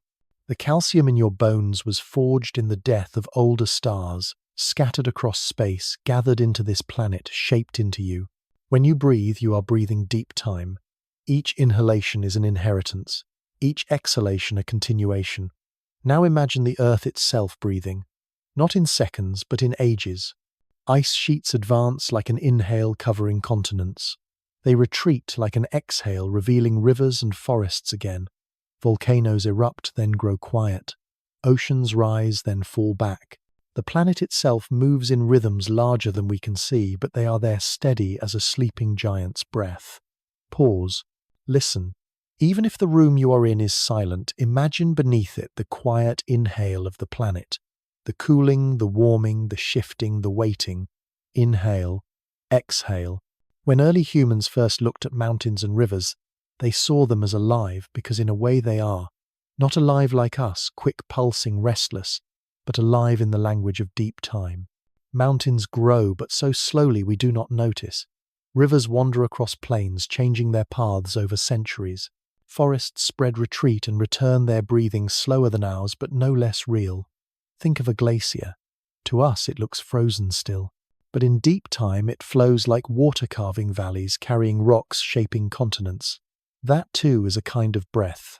Breathe with it now. Inhale, feeling the weight of ice pressing, smoothing, sculpting. Exhale, feeling it melt, retreat, release. There is comfort in this scale.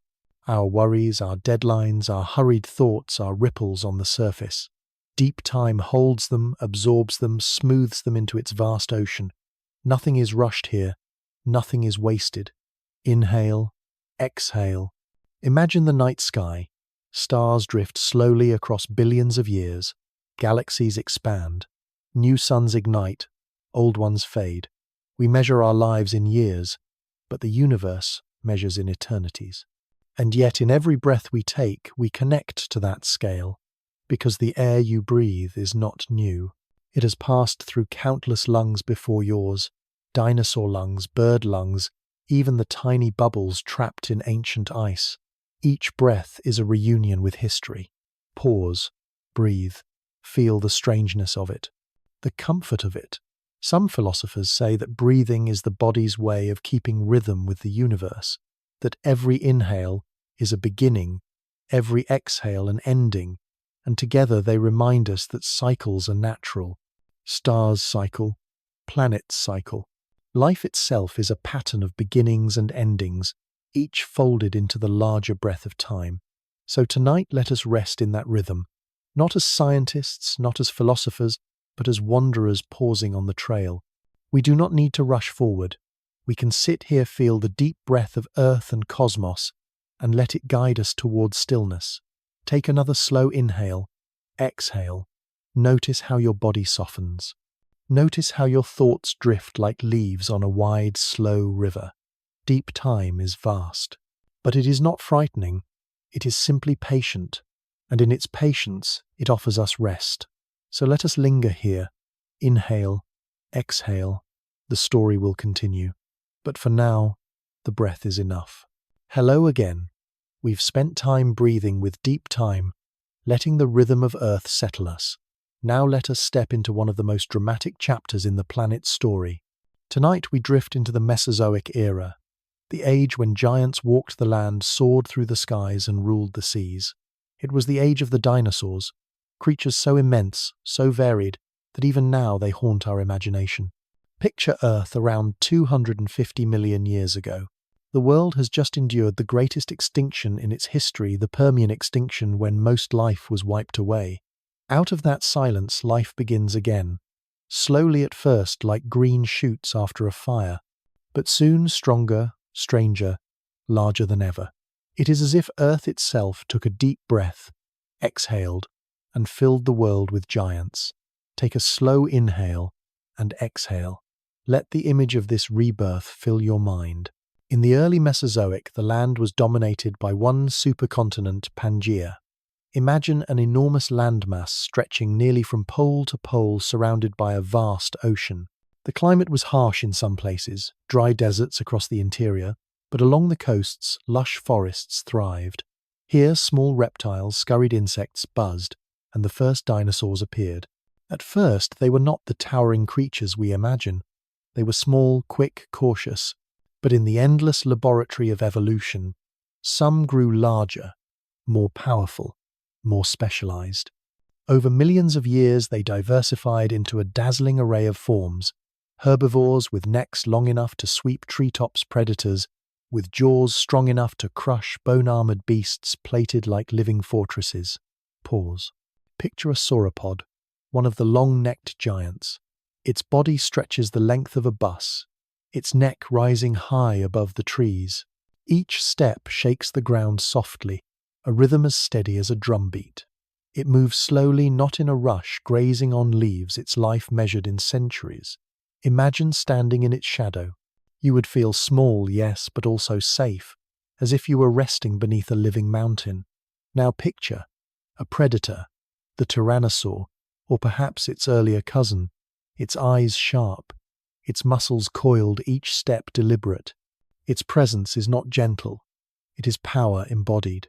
Yet even here in this imagined scene the fear can soften, because you know you are not prey. You are only a visitor in the memory of deep time. Take another breath. In, out. Let the giants pass peacefully before your mind's eye. The skies too were alive. Pterosaurs stretched their wings, gliding above forests and seas. Some were small, darting like seabirds. Others were vast, their wingspans longer than a small airplane. Picture them silhouetted against the sun, circling on warm currents of air, drifting without effort. They were the rulers of the sky long before birds ever flapped their wings. And beneath the waves, the seas held their own monsters. Ichthyosaurs shaped like dolphins but with sharper teeth. Plesiosaurs with long necks, heads darting like snakes through schools of fish. Mosasaurs later in the era, enormous reptiles patrolling the oceans. Imagine diving into that water, not with fear, but with awe. These were not nightmares. They were the rhythm of life in a world that belonged to giants. Pause again. Feel the stillness of your body, the rise and fall of your breath. Notice how even the fiercest creatures, when viewed from the distance of millions of years, become calming. They are no longer threats. They are reminders of Earth's creativity, its endless ability to fill niches with astonishing forms. But it was not only reptiles that thrived. The Mesozoic was also the age when the first mammals appeared. They were small, quiet, hiding in the shadows of giants. No larger than a mouse or a shrew, they scurried in the undergrowth, nesting, nursing, waiting. To us they might seem insignificant, yet from them in time would come every mammal alive today, including us. In the shadow of dinosaurs, the seeds of our future were planted. There is a lesson here. Even in the reign of giants, the small endure. Even when the world seems ruled by power, quiet persistence has its place.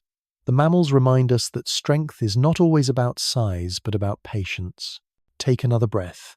Inhale slowly. Exhale gently. Let that lesson settle with you. The Earth itself was changing during this time. Pangaea began to break apart. Continents drifted, seas widened, climates shifted. Where once there had been deserts, forests spread. Where once the land was united, oceans carved new boundaries. The map of the world we know today began to take shape. The dinosaurs adapted, spreading into every corner, from swamps to mountains to coastlines. Their diversity was unmatched. Think of the variety: stegosaurs with spiked tails, ankylosaurs armored like tanks, ceratopsians with great frilled skulls, hadrosaurs with crests that may have made music as they called to one another. Each species was a verse in Earth's great song, each adapted to its own rhythm, each necessary to the balance of the whole. And through it all, the Earth breathed steadily. Seasons turned, volcanoes erupted, rivers carved valleys. Forests grew and burned and grew again. Life pulsed in cycles, giants rising and fading, all part of the long breath of deep time. As you rest here tonight, let the image of this world surround you. Picture the forests dense and humid, filled with ferns and cycads. Picture the plains echoing with the steps of herds, the skies dotted with wings, the seas alive with shadows. Let it calm you. These creatures are gone, but their echoes remain in fossils, in birds, even in your imagination. They are reminders of Earth's resilience, of its endless creativity. Take one last breath with me. Inhale deeply. Exhale slowly.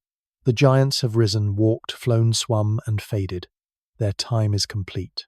But the story of Earth continues, patient, vast, and full of surprises yet to come. Hello again. We've walked through the age of giants when dinosaurs ruled the land, the seas, and the skies. But tonight we arrive at a doorway, a threshold where one world ends and another begins. A line of fire drawn across the pages of Earth's history. To step across it is to watch the reign of the dinosaurs fade and the age of mammals begin. Take a slow inhale. Exhale gently. Let's wander together into this moment of change. The scene is Earth about 66 million years ago. The continents have already started drifting toward the shapes we know today. Forests and thick seas are full of life and dinosaurs, after ruling for more than 150 million years, still dominate every ecosystem. Herds of hadrosaurs graze in the valleys. Triceratops guard their young with horned faces turned to the wind. Tyrannosaurs stalk through the undergrowth, the apex predators of their world. In the skies, pterosaurs glide. Birds small and feathered flit between branches. It is a thriving world, confident in its rhythm. And then one day everything changes. From the black of space, an asteroid approaches. 6 miles wide, traveling faster than a bullet. It has no awareness, no intention. It is only rock obeying gravity. Yet when it strikes Earth, the world shudders. The impact carves a crater in what is now the Yucatan Peninsula. In a moment, forests ignite oceans, surge shockwaves circle the globe. Pause here. Inhale. Exhale. Imagine the silence after the impact. Dust and ash rise into the sky, blotting out the Sunday. For weeks, then months, perhaps years, the world is dimmed. Plants struggle. Food chains collapse. The giants begin to fall. The dinosaurs, once masters of the earth, cannot withstand this sudden change. Some may starve. Others freeze in the long, dark winters that follow. One by one, species vanish. By the time the skies clear, the age of the dinosaurs has ended. But not all life is gone. In the shadows, small creatures endure. Mammals, once tiny and timid, hiding from the giants, now step cautiously into the open. They are not powerful, not yet, but they are adaptable. They eat many things. They live in many places. They can burrow, scurry, climb. Their smallness, once a disadvantage, becomes a gift. Take another breath. Inhale. Exhale. Notice the rhythm of resilience. Where size and strength failed, flexibility and patience survive. This is the threshold. On one side lies the world of giants, vast and thunderous. On the other side lies the world of mammals, quiet at first, but full of potential. To cross it is to leave one dream behind and begin another. Think of the image of forest clearing after the storm. The trees are broken, the air still smells of ash. But in the undergrowth something stirs. Small creatures with sharp eyes and quick paws emerge, blinking in the dim light. They search for seeds, for insects, for survival. They do not know it, but the future belongs to them. And in time, from these survivors will come primates, apes, humans. From this threshold the path toward us begins. Pause again. Feel the humility of this thought. We exist because giants fell.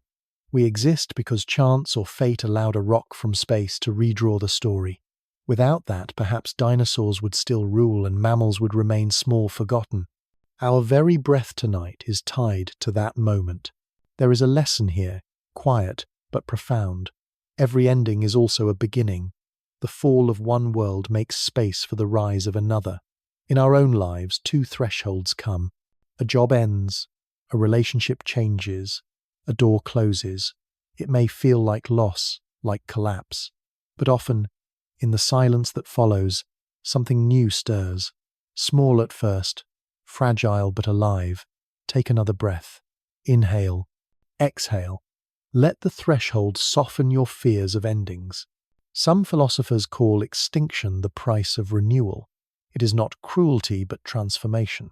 The asteroid did not intend to wipe out the dinosaurs. It simply moved through space, and in doing so, it shifted the balance. In the same way, changes in our lives may not be punishments. They may simply be thresholds, moments when the story must turn, even if we cannot yet see where it leads.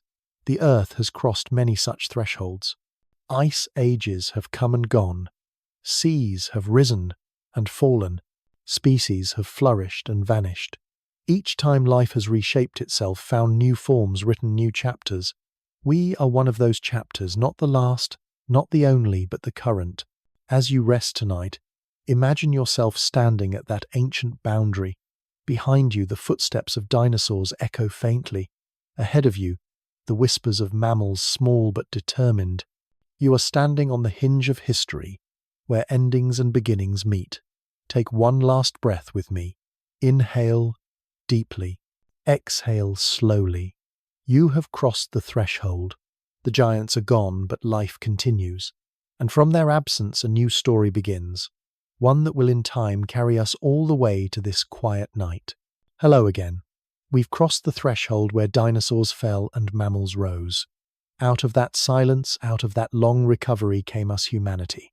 Tonight let us look gently at our place in this story. For all the billions of years behind us, and for all the billions that may lie ahead, what does it mean to live in the small bright window of human history? And what might it mean that our ending is still unwritten? Take a slow inhale, exhale softly. Let's walk through this together. From the perspective of deep time, humans are recent, almost impossibly so. If the Earth's history were compressed into a single day, dinosaurs would roam for hours, oceans would rise and fall across ages. Humanity. We would appear in the final seconds before midnight. Everything we know, our cities, our languages, our art, our science, has unfolded in less than the blink of an eye. And yet what a blink it has been. In that instant we have painted caves with the shapes of animals. We have built pyramids and temples that reach toward the sky. We have mapped the stars, crossed oceans, split atoms, sent machines beyond the edge of our solar system. We have whispered lullabies to our children, sung songs around fires, written poems about love and loss. We have lived as if our small time were an eternity, filling it with meaning. Pause here. Inhale. Exhale. Notice how brief, and yet how full our chapter island. But the question remains, what kind of ending will we write? Dinosaurs had no choice. A rock from space decided for them. For us, the ending is open. That is both a gift and a responsibility. Some imagine humanity lasting only a short while longer. Perhaps climate shifts or wars or technology we cannot control will end us sooner than we think. In that version of the story, we are a bright spark, brilliant, brief, and gone. Others imagine us lasting much longer, learning to live with our planet, learning to travel among the stars, carrying Earth's legacy into new worlds. In that version, we are not just a chapter. We are the beginning of many. Take another breath. Inhale. Exhale. Both futures are possible. Both belong to the open ending. Philosophers sometimes say that what defines us is our awareness of endings. We know we are mortal. We know civilizations rise and fall. And yet we act, we create, we dream as if we could last forever. Perhaps this is not a contradiction but a strength. To live fully, even when the ending is uncertain, that is what it means to be human. Imagine for a moment someone far in the future.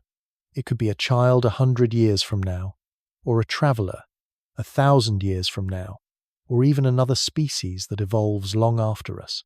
What will they see when they look back at us? Will they see wisdom, kindness, resilience, or will they see carelessness, destruction, arrogance? The answer is not fixed. It is still being written every day in small acts and large. Pause again. Inhale. Exhale. Let the weight of that possibility rest lightly, not heavily. The point is not to burden you, but to remind you we are still inside the story. Consider how unusual this island. Most species on Earth do not know they are writing history. They live, they adapt, they vanish. Only we carry the awareness of time, of consequence, of possibility. We know our ending is open, that awareness itself may be our greatest gift. Some say that makes us the guardians of Earth's memory. The dinosaurs cannot tell their story. The trilobites cannot describe their seas. But we can remember. We can imagine. We can give voice to the silence of ages.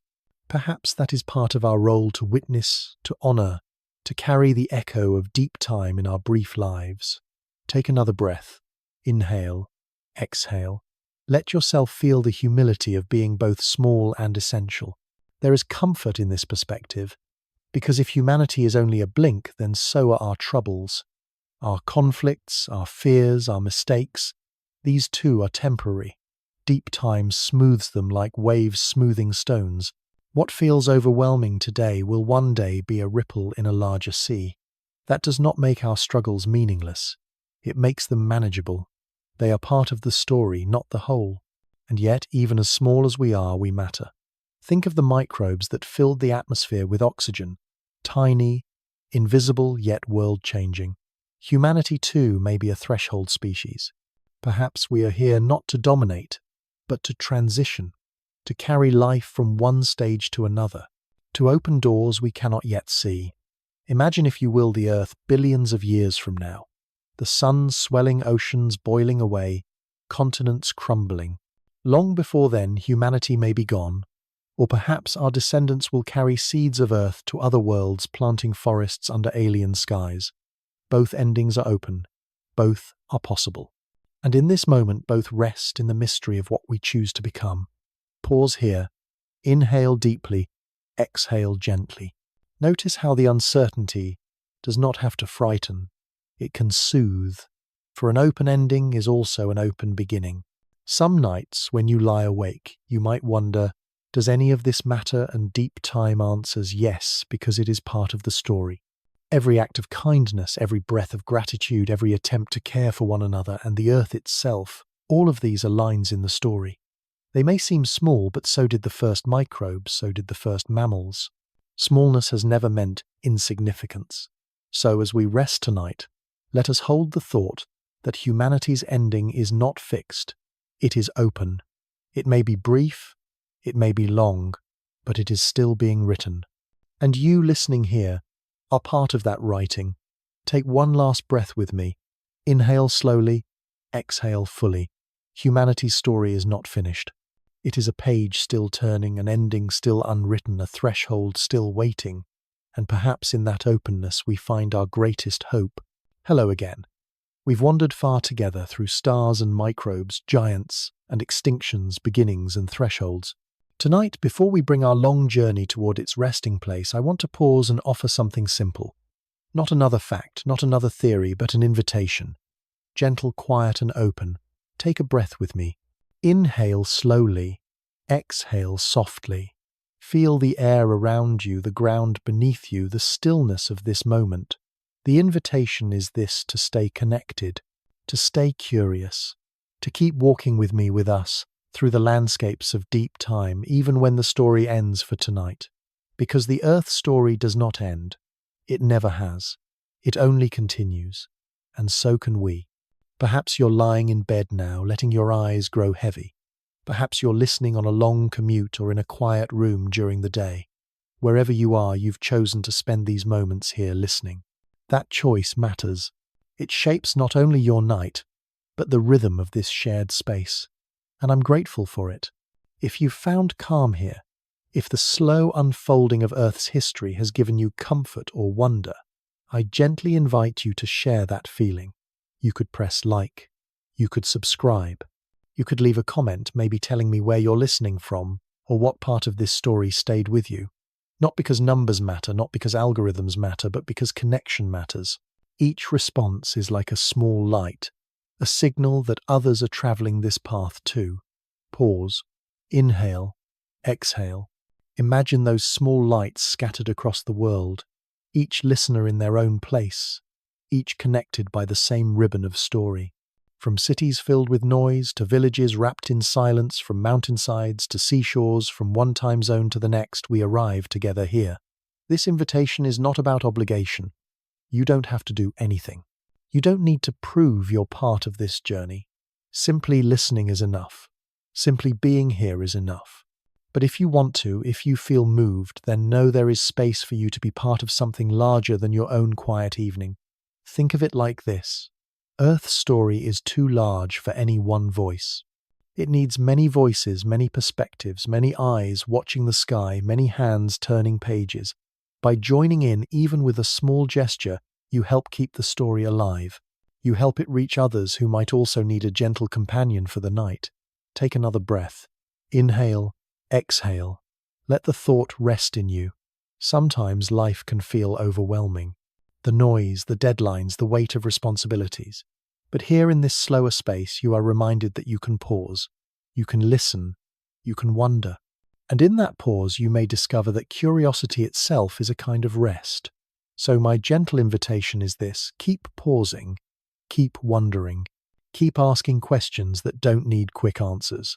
Questions like, how old is the earth? What does it mean to be human in deep time?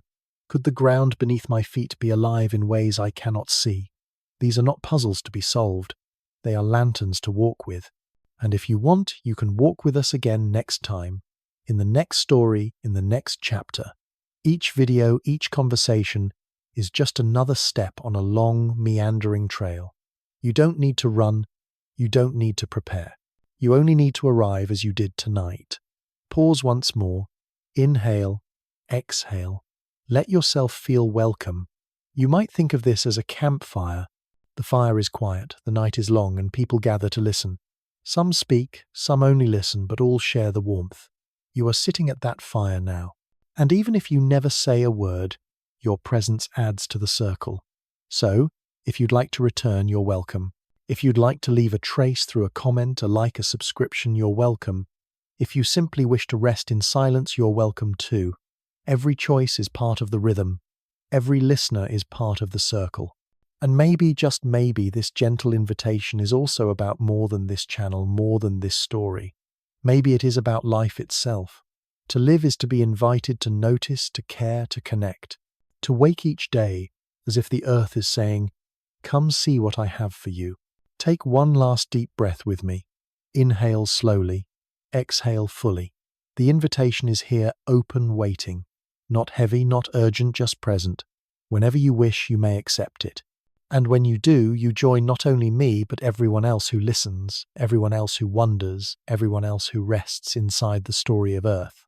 Hello once more, and thank you for staying with me all this way. We've drifted across stars and oceans, through extinctions and beginnings, across thresholds of fire and silence. From the birth of the cosmos to the rise of humanity, we have walked through 14 billion years of story together. And now, as we close this chapter, let us not end abruptly. Instead, let us rest at the edge of the trail and look ahead toward what waits beyond. Take a breath with me. Inhale slowly, exhale gently.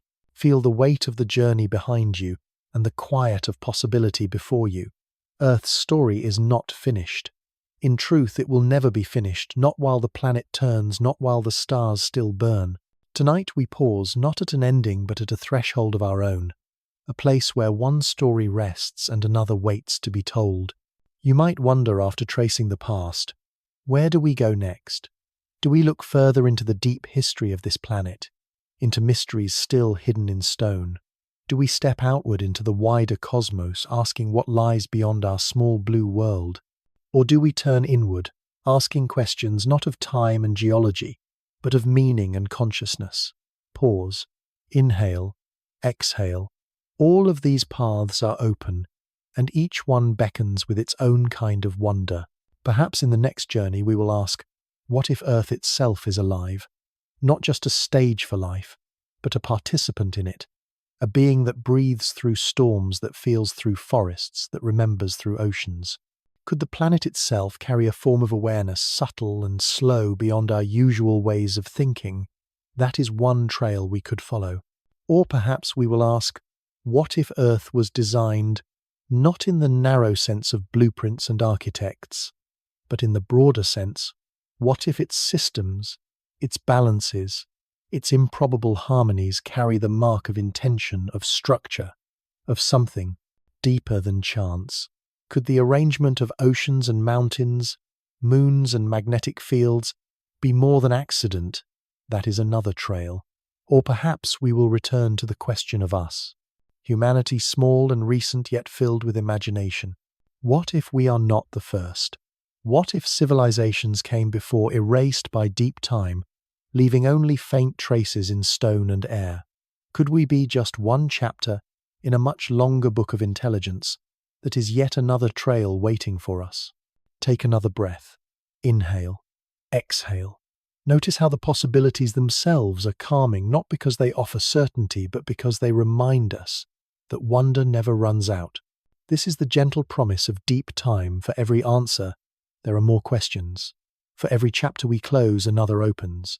For every silence, a new voice waits to be heard. And so our journey tonight may end, but the larger story continues. Think of it like standing on a shore at dusk. Behind you, the land you have crossed, valleys, forests, mountains, now lies in shadow. Ahead of you, the sea stretches wide, reflecting the last light of the day. You cannot see what lies across the water, but you know it is there. The invitation is simple: return, and we will cross it together. Pause, inhale, exhale. Let yourself feel the calm of that horizon. As we close, I offer a gentle invitation. If these stories have brought you peace, if they have carried you closer to rest, you are welcome to return. You can subscribe, leave a comment, share where you are listening from. Each small gesture is like a ripple on the surface of this great ocean of curiosity. And together, those ripples reach further than we could alone. But even if you say nothing, even if you only listen in silence, know that you are part of this circle. You have walked through 14 billion years with me tonight, and that is enough. So here we rest. The lights dim. The story pauses. The earth continues to turn. The stars continue to shine. And you, dear listener, continue to breathe. Tomorrow, there will be another journey, another question, another gentle trail through deep time. For now, let the thought cradle. You endings are never endings, only thresholds. And just beyond the threshold, another path is waiting. Take one final breath with me. Inhale deeply, exhale slowly. This chapter closes, but the next journey is near. Sleep well, rest deeply, and when you wake, know that the story of Earth will still be here waiting for you to join again.